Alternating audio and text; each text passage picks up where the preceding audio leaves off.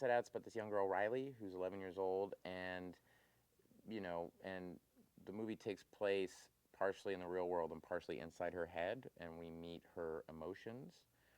And the driving factor, the person who's been driving Riley her whole life, is Joy, played by Amy Poehler, and and uh, she's 11 when the movie starts, and her family, this big kind of thing happens in her life, is that they move to San Francisco, and it's not, it's a whole new set of friends, it's a smaller house, it's just a giant change in her life happens, and so there's giant external change happening in her life, but there's also internal change happening as well, which I think everyone can relate to when you get to a certain age.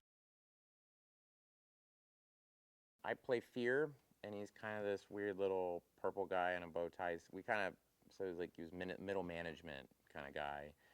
And he protects Riley. He kind of, um, you know, he assesses every situation.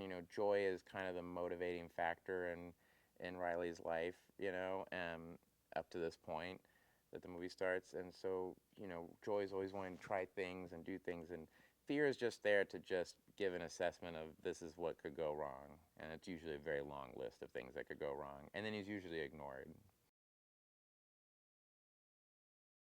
Fear, my character, or disgust, Mindy Kaling, or anger, Lewis Black, or sadness, played by Phyllis Smith, they all start to creep in there a little bit more and take control, and these emotions are constantly at odds with each other. And that's what's so brilliant about the movie, is that the dialogue we have, as the emotions, are very much like the conversations you have in your head.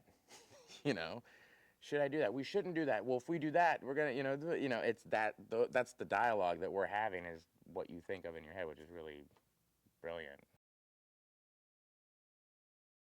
Amy Poehler plays Joy, and I've known Amy for like 10 years, and she is Joy in life. I mean, she is that person. She's not really, she's always been just this wonderful, bubbly, effervescent person. And when I started SNL, she was so inclusive and made me feel such at ease. And she's just this like beautiful, beautiful person. So I think there's only one person that could have played Joy, and that's Amy. This movie is genuinely funny, and it's a great adventure. It's incredibly imaginative.